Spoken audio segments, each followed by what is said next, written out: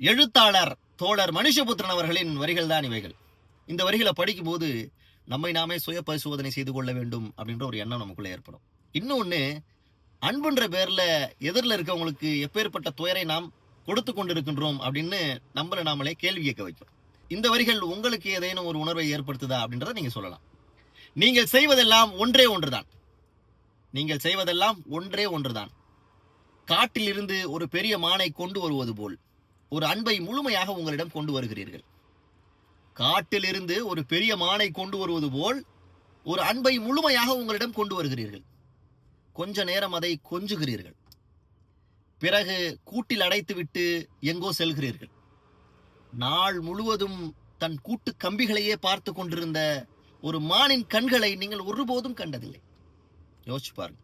நாள் முழுவதும் தன் கூட்டு கம்பிகளையே பார்த்து கொண்டிருந்த அந்த மானின் கண்களை நாம் ஒருபோதும் கண்டதே இல்லை. அடுத்த லைன் ஹைலைட். உங்களின் மகத்தான அன்பினால் உங்களால் செய்ய முடிந்ததெல்லாம் ஒரு கூட்டை உருவாக்குவதுதான்.